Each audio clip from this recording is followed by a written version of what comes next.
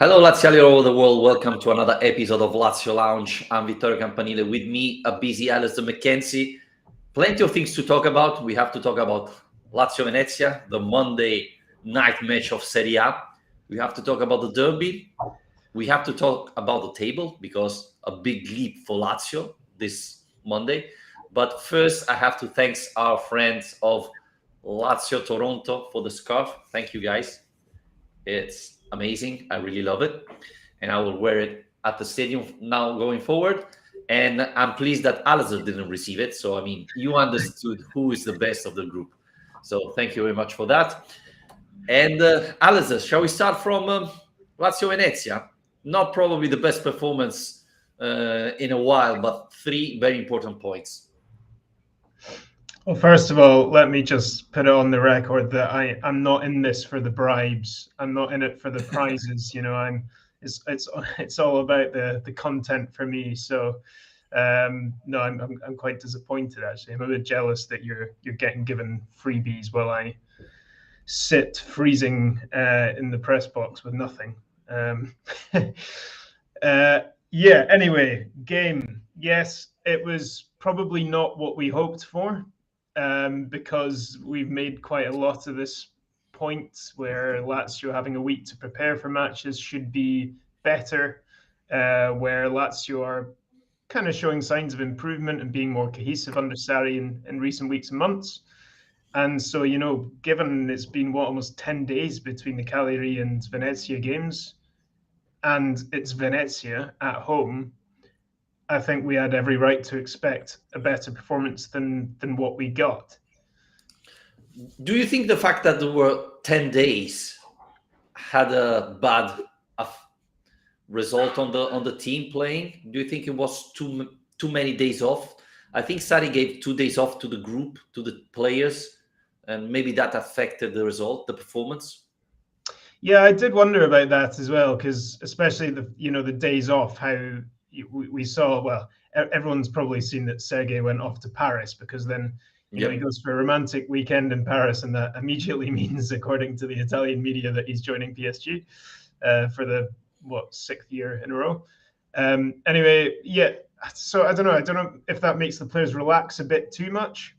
I would hope not, because they still got back on Wednesday, so it's still a lot more training time and preparation time, and I guess mental focus on one particular match than they've been getting up until now. So no, I mean, I honestly think a lot of the credit has to go to Venezia as well for the way that they set up and defended, because they did show that if you kind of close down those spaces and you play cohesively and as a defensive unit, you can cause Lazio problems. And I don't think there have been many teams who have really managed to frustrate Lazio's attack as much as Venezia did last night at the Olimpico this season. It's also true that this type of matches, if you don't score immediately, it gets complicated. And if I'm not wrong, Lazio is one of the teams that score more often in the first 20 minutes of the matches. So not scoring yesterday immediately didn't help. And I didn't expect Venezia to come to Rome and put the bus in front of the goal, honestly, Alistair. I thought Venezia was a different type of team, right? Playing offensive mind football. So maybe even that was a little bit of surprising for Lazio players. Perhaps, yeah, you're right. And you kind of get these different types of teams battling at the bottom, and they've been one of the more proactive ones this season. But maybe they've, given that the way their form's gone recently and the fact they've slid into that relegation zone, they might just have decided to change tack a bit and try a different approach. So yeah, I mean, it was kind of frustrating in that regard, especially I think first half was really flat. The build up to the game yesterday was great, because there was a lot happening around tributes to Pino Wilson and members of the 74 team. They're getting a prize, and I thought it was a good atmosphere. It was a decent sized crowd, and it felt like an occasion where Lazio should really start quite fast, because big night game, a lot around it, a lot of emotion around it, and so I was disappointed with the first half. I think it was Lazio up their pace, up their tempo in the second, but I just want them to start a bit harder than that in these games. Yeah, I totally agree with you. Starting from before the match, what's your take on the boos to Lotito when he was presenting the prize to the son of Pino Wilson? Because here in Rome, some Lazio fans are disappointed for that. Yeah, there's a time and the place, isn't there? I mean, it's fine if you want to boo Lotito and chant against Lotito, you've got the whole kind of 3 hours you're in the stadium. You can do that whenever you want, but at that particular moment, when the reason Lotito's up on the screen is that he's honoring a Lazio great who's just died, it didn't seem like the most suitable time to really be making that voice heard and kind of just changing the mood a bit. I don't know. I mean, you were in the stands, so you'll have a clearer idea of what the mood was like than I do. But it does seem like with the Acerbi stuff and with some of this anti-Lotito stuff going on, there's a bit of division at the moment about what the what's being what the Curva are protesting against and what everyone else is thinking. Yeah, there was the guy behind me that said, I came to the stadium just to boo Lotito. So this tells you a little bit about the atmosphere. And yeah, my daughter really enjoyed it because he said a lot of things about Lotito, Acerbi, and so on. You mentioned booing to Acerbi again. We said it before. This is a stupid mistake. And again, we have to reiterate that Curva Nord booed Acerbi, but the rest of the stadium booed the Curva Nord and said to stop them during the match. So this is important. Before I forget, the minute of silence of Pino Wilson was really emotional. We went to, I don't know how many football matches. I don't remember that type of silence. It was really astonishing. Yeah, I tweeted after it last night that I'd never heard the Olimpico that quiet, and I meant it. I mean, there've been a few silences, sadly, over the years, but I can't really remember one where you could hear a penny drop like that. I mean, it was honestly like, because I was there for work last night, so I had my laptop with me, and I was genuinely worried that I left my WhatsApp open on my screen or something. I felt like if that notification sign goes off, everyone in the stadium's going to hear it. It was that quiet.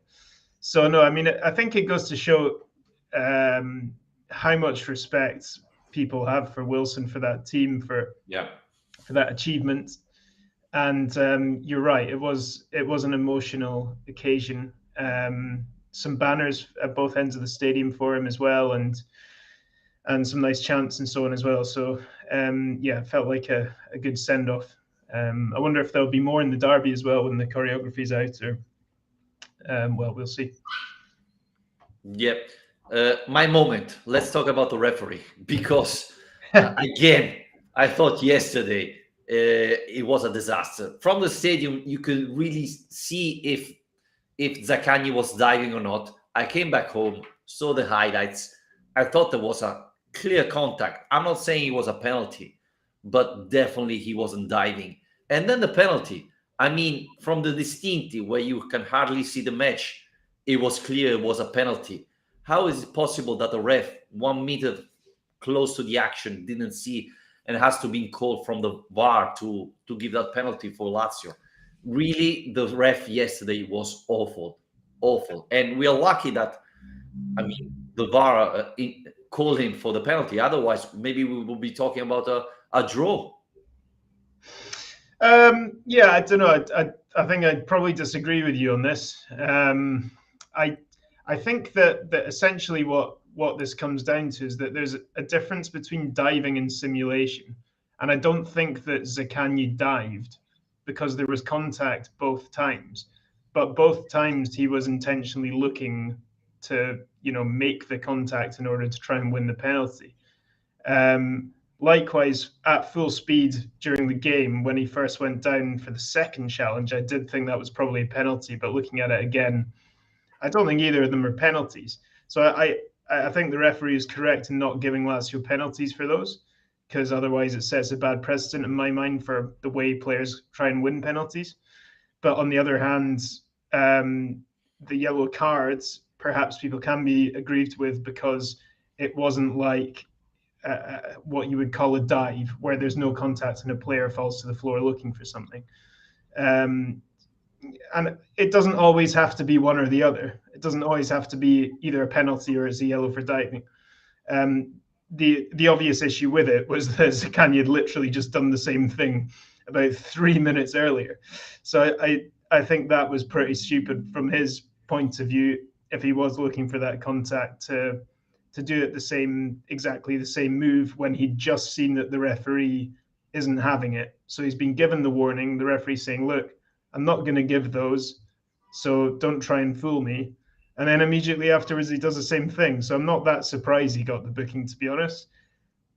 But it's so frustrating because now he's out of the derby. So what a way to go. Do you think they were both penalties? No, I'm talking about the header of Luis Felipe. The header of sorry, I thought have I just started talking about something completely different from what you were talking about? No, I mentioned the yellow card of Zaccagni, which I said it wasn't a penalty for me, but it wasn't a yellow card for Zaccagni.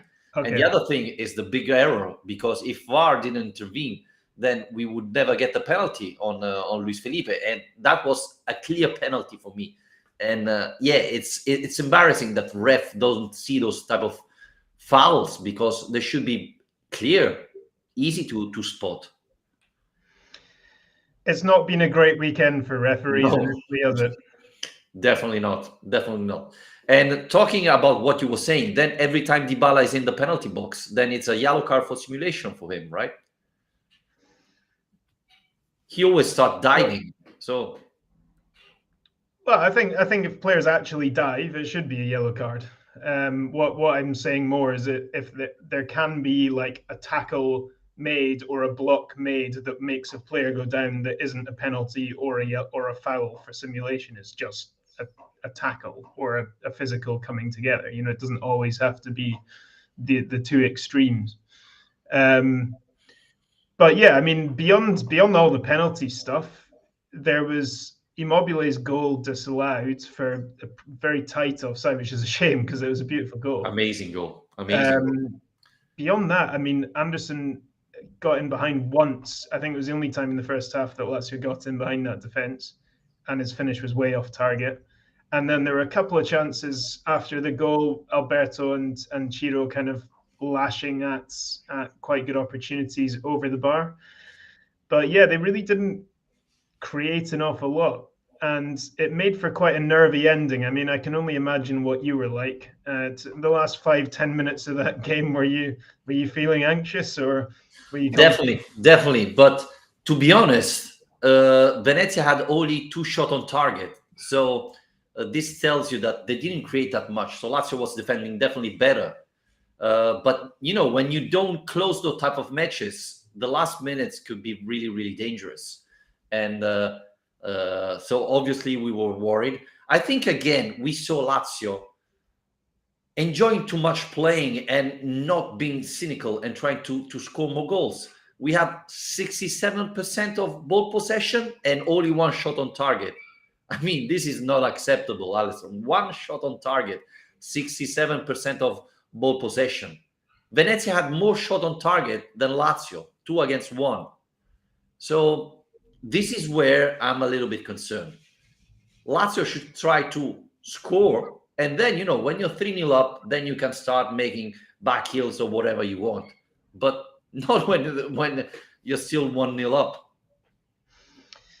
Yeah, fine margins between that being one of these games that you think you've edged out and got the win that we, you know, most people expected, and being a kind of disastrous game where you've not killed it off and you're punished for that. They need to be killing off these games. But I guess, I mean, at the same time, you have to thank this suddenly good defense for letting that happen. It's another clean sheet.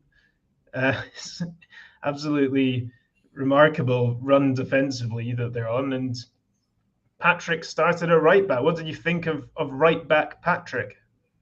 I think it's better when he doesn't train, right? Because let's not forget background. He didn't train pretty much all week.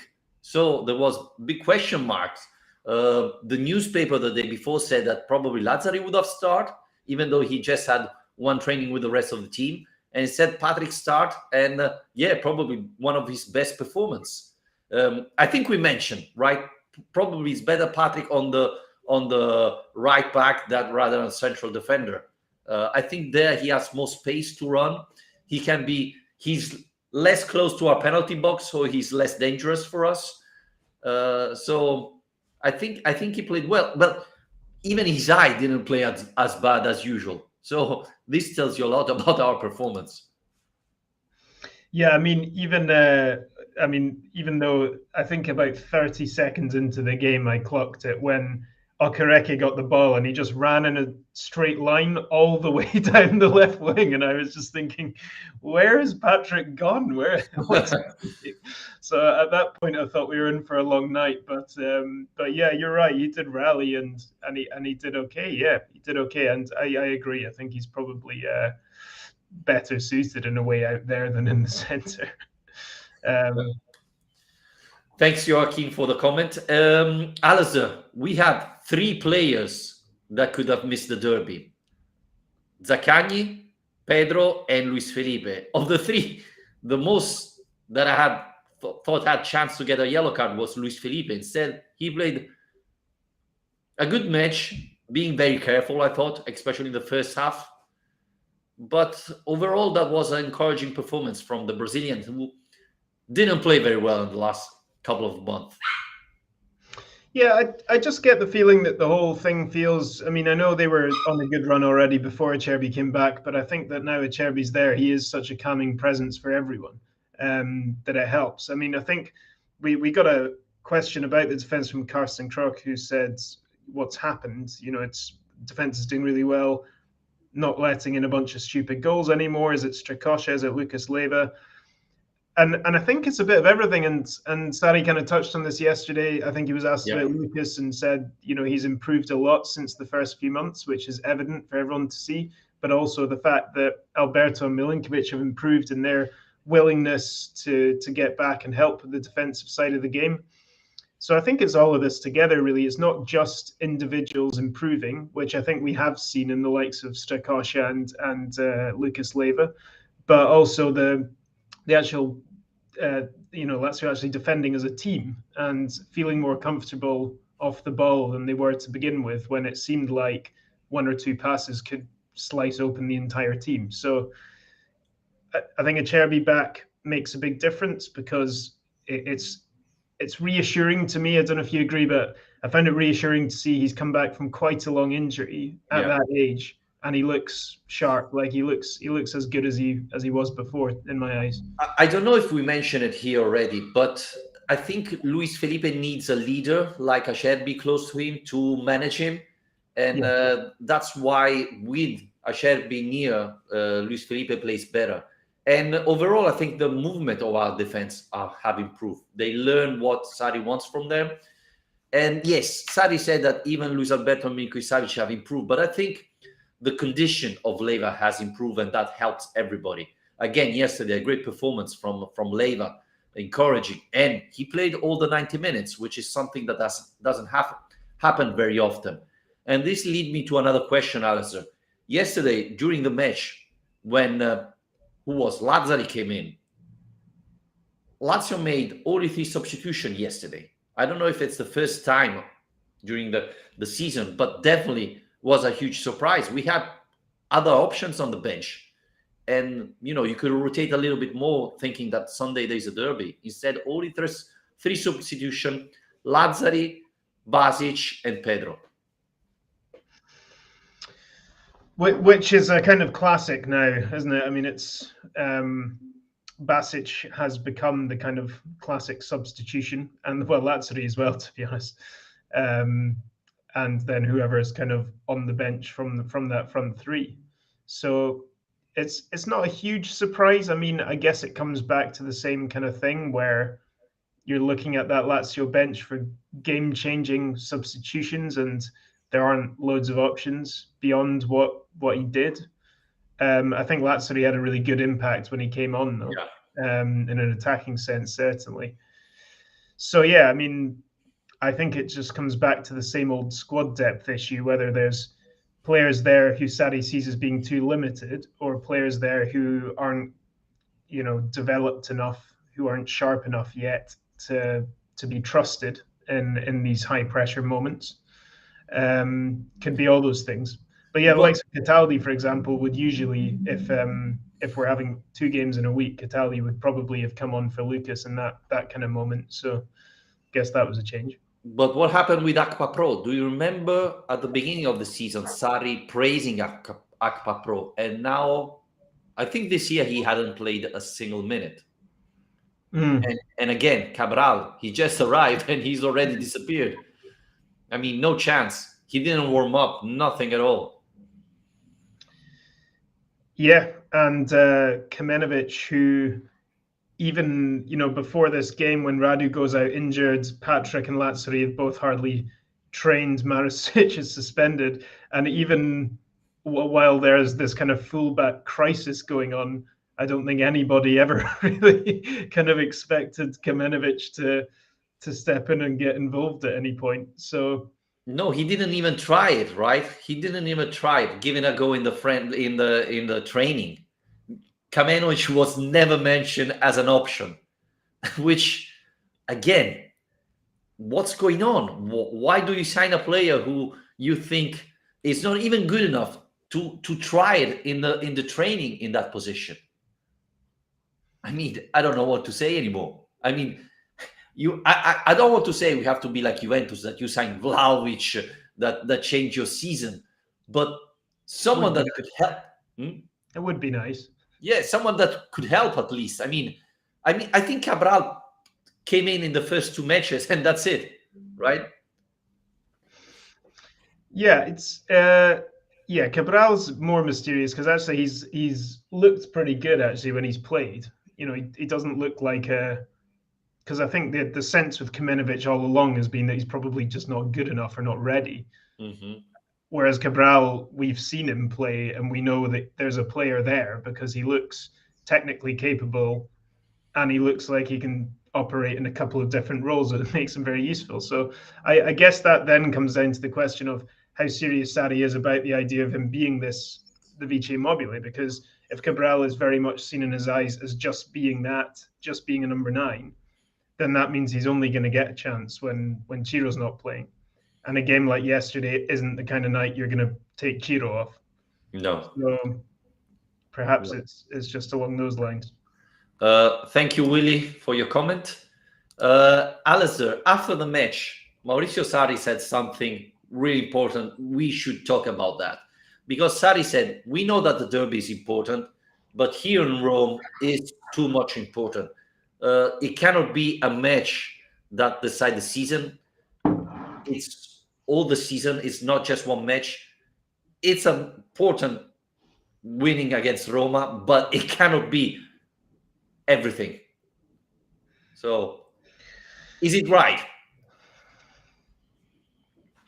Well, I mean, of course he's right in the sense that nobody's the idea that whoever wins the derbies is the winner for the season is obviously not true, because if you finish with 6 points from the season and lost every other game, it's not like either club's fan base is going to be particularly happy with how things have gone. But at the same time, it's worth acknowledging, these games are special. They do mean a lot. They are a major landmark in any season. And it's worth respecting as well the role they play as a kind of momentum swinger, where it can really send you one way or the other. And we've seen that years and years, that if you lose a derby, that can easily trigger a crisis. If you win a derby, it can turn your season around if you go into it in the wrong way. So, it's a bit of both. I think he's right to try and play down this idea of this being everything, because it's not everything for a club like Lazio, because they need to be more ambitious than that. But at the same time, I think it's worth respecting that it's not just any other match, because it isn't, and it's not going to feel like that on Sunday. Well, I remember when I was in year 7, a friend of mine said, if Lazio win both derby, we can get relegated. I would be happy. So this is just to let everybody else know what's the feeling of the Rome derby in Rome. Well, yeah, but I think this is your insight on this is probably far more meaningful than mine, because although I've supported Lazio my whole life, I'm not Roman. I have lived here for a long time. Really? I'm not actually Roman, but I thought you were. I mean, your name is typical Roman. I think you get a totally different perspective when you're like, because the reason it means so much to people, right, is that you're surrounded by family and friends that it's a personal thing. Because if you lose it, it's not just the team you support that's being lost. It's like all the crap you're going to have to put up with for however long after that, and what it all means in from the media surrounding it and all this stuff. So is that your experience? Is it that big to you that it's everything in a season? Well, I have to admit that things have changed a lot. 10, 20 years ago, the derby was all the season. Now things have a little bit improved on that way.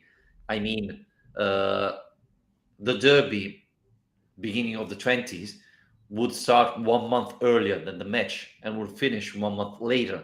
Now it's just the week before. So this tells you how things have changed. But yeah, does that not come back to the ambition thing, though, where basically the bigger the club's ambitions or the more successful Lazio are, the less the derby is meaningful, because they're looking for bigger things? Not well. This is the year where both teams are out of bigger things, because none of them has the chance to reach a Champions League. So we're out of the Coppa Italia. So I mean, this could be. It's true, Lazio won the first leg, so even if we lost this one, we would say, yeah, but we beat you in the other derby. So I think for Roma means much more than for Lazio, and I think it's probably for Roma it's all the season, right? If they lose the derby, Lazio is already ahead of them. There's a big chance they won't reach the Europa League next summer. So I think it is. I think it's. A lot for Roma fans. I think with things as they are as well, it's worth remembering the importance of the head-to-head, because if we want to finish fifth, which in my mind is maximum objective, I know people are still holding on to the fourth place dream, but I don't see it. But obviously, head-to-head is the decider now, the tiebreaker, and Serie A has been for a while. But Lazio having won the first game obviously means that a draw in this match wouldn't be a disaster, in the sense of finishing level on points. Is essentially winning 2 points instead of winning 1 point with a draw in that regard. But it's a real opportunity, because obviously go 4 points clear with a win. I think it's so hard to call, though, because I think if Lazio had put in a really confident win last night, they would definitely be going into this as big favourites, given how Roma have been performing. Roma are unbeaten in something like 8 matches, I think, in Serie A, but they've not been playing particularly impressively. But it is this ability of them to kind of grind out results and get these late goals, and it's all this stuff that worries me from Roma's perspective, because it tends to be the team you least expect to win that wins the derby. Yeah, they have been very lucky, and that's what concerned me more, because late goals, late penalties, without playing well. Last match they lost in Serie A was in January against Juventus. Then they lost against Inter in Coppa Italia. But you cannot say they're having a good streak of matches, but they didn't lose since January. So that's impressive. And as you mentioned, normally the weaker team wins the derby. So Lazio has to be really careful. And again, going back to the importance, we have to remember that then there's a lot of matches after that. And it's not winning the derby that will decide who will reach the Europa League. There are more important matches going forward. So this is, I think, the most important thing. Because the risk is, if you win the derby and you think, okay, it's done, and then you start losing against Sassuolo, etc., then it could be very dangerous and very problematic if you do like that. Because at the end of the season, there's Lazio, Juventus, Lazio. So you don't want to arrive to the last match of the year that you're still fighting for the Europe League position. So I guess Sarri is right in a way, saying that there are so many matches after that. But at the same time, in Rome, it's so important, the derby, that players feel it, right? Players feel the pressure that it's higher than in the derby. I mean, I've been living in Milan, and that's completely different. I mean, the derby is just another football match. In Rome, it's the football match. So that's the biggest difference. And I think, and I don't know if you agree with me, that this had a negative impact on both teams, right? Because in sometimes winning the derby made them look like the season was positive or successful, even though they were out of the Champions League, they didn't win nothing, etc. So this is where the negative side of this comes. Yeah, but I mean, I see where you're coming from with saying that it's perhaps more important to Roma, but at the same time, I think that, that thing I mentioned about the momentum swinger side of it, I think is huge for Lazio, because if you look at this run of games coming up, you're right to point out. So Sassuolo, for example, right after this, is a banana skin for Lazio. Is always a problem match against Sassuolo. Yeah. And beyond that, Genoa, 0-0 draw guaranteed.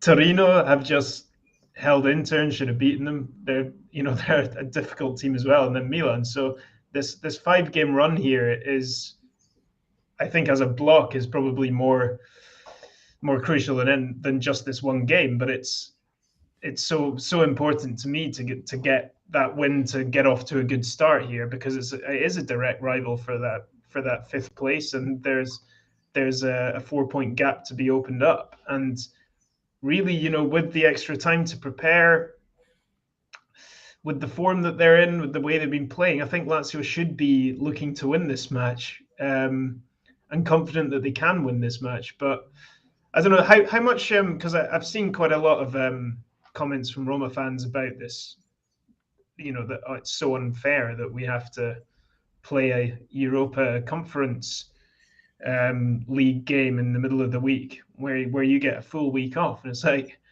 didn't choose that, guys. we were quite keen to continue in the Europa League, but it just weren't good enough. But do you think that that's going to play much of a role, if any, the idea that Roma are playing Thursday night as well? Well, first, it's very funny because in the past couple of years, it was the opposite. It was Lazio playing on Thursday, Roma having a full week to prepare, and nobody said that it was an issue. So finally, this time is the other way around. It's a problem. Definitely it is, because you're playing on Thursday and then you play again on Sunday. I'm curious to see if Mourinho will rotate the players, because it's an important match, because they have to win against Vitesse. Well, at least not lose against Vitesse to go further. So that's a problem. But they're playing in Rome, so they don't have to fly back from anywhere. So that's a huge advantage. So yeah, it could be dangerous. I read that Zaniolo could rest in the Europe League again. So this is what you get when you're playing in Europe. It happened to Lazio many times, and now it's their turn. So you have to do your best. The question is, we know that Mourinho hardly rotates the team, so that could be the biggest issue they have. If he play the starting 11 on Thursday, then there's a chance that Sunday they could be tired. Well, it's difficult for him to rotate the team when he spent half of the season publicly criticizing his bench players. So, yeah, I mean, I think this is really a big moment for this defense. We've just been praising again and talking about the progress that's been made, but this is a big moment for them to step up and really prove that for me, because this Roma team hasn't been scoring a lot of goals recently. Just had 3 1-0 wins in a row before a 1-0 draw with a penalty this weekend. So if Lazio can hold them, get another clean sheet, that for me would be a huge landmark moment for their maturity and progression, because I think there's already 50,000 tickets sold. It's going to be a hell of an atmosphere on Sunday night for this game. High pressure, high stakes. And if they can actually keep the calmness as much as anything else. I think a lot of Lazio's defensive problems in the past has been from, bottling under pressure, making stupid individual mistakes because they can't handle these moments, or they haven't been able to keep cool heads and make the right decisions collectively. So that's really something to look out for. But do you think there's many big selection decisions to make? I mean, obviously Zaccagni's out, so Pedro you would expect will come in, but anything beyond that you expect to be different? Well, the difference would be if Rado is back. Yeah. Well, we know. I think Maruzic and Lazzari will start. They should start. So I think the Lazio starting 11 is pretty much decided already, right? With Acerbi back, Lazzari back. I mean, we know who's going to play if anything else happens. Well, the question's really about whether Lazzari or Husai plays, probably. I think Maruzic will go straight back in, but we know Sarri likes Husai. I know you don't. You're shaking your head. No, I'm not convinced. He does like him. And Lazzari is, as we all know, a slightly more attack-minded option. Yeah. So it depends how conservative or not he wants to be. Yeah, it could be even a solution for the second half. Maybe you start Husai, and then in the second half you unleash Lazzari. But not sure. I would go with Lazzari, but it depends. Even let's not forget that he had just a training with the team, so maybe he's not 100% fit. He cannot play 90 minutes. So that's the question mark I would have, because I agree with you. Maruzic will start definitely. So that shouldn't be a question. One final thing to wrap up, because we probably should. We've gone a bit over. We got a question from Vildan Glavis about any word in Rome about the Tari contract situation. June's not far away. Tari's contract, Vittorio. What's going on? Yeah, because we were all convinced that his contract was expiring this June. Instead, it looks like it's going to expire next year. So he still have 1 full year with us. Now, the question mark is, will he stay? Because there are rumors that Lotito's not very happy about him. And I cannot understand why. The last 4 transfer market was really successful. So, but I don't know what's going to happen. Rumors are that Lotito could sign the former Salernitana sport director, Fabiani, who was with him when he was the owner. I don't like that guy. I don't think he's the right move for Lazio. I hope that if we get rid of Tare, we sign someone better, a youngster that, has proved to do well in the last couple of years. The other name is Foggia, Pasquale Foggia, former Lazio player, who's doing quite well with Benevento. But again, not huge experience with a big team. So, don't know, not impressed. Yeah. It'll be interesting to see. It's one of the big talking points of this summer, really. Yeah. Just hope that whatever happens, it's sorted before the window starts. So we spend up until the end of the transfer window working out who's going to be in charge of transfers, and then the window shuts. I can see that happening as well. Yeah, the last day he signed 7 players. Yeah. Well, Alistair, I think we can wrap it up here, and we'll be back after the derby. Very important match, as Sadi mentioned. Guys, again, thanks for listening to us. Remember, you can subscribe to our podcast on iTunes, Spotify, Spreaker, and you can support us on Patreon, patreon.com/Lazio Lounge. Goodbye, everybody.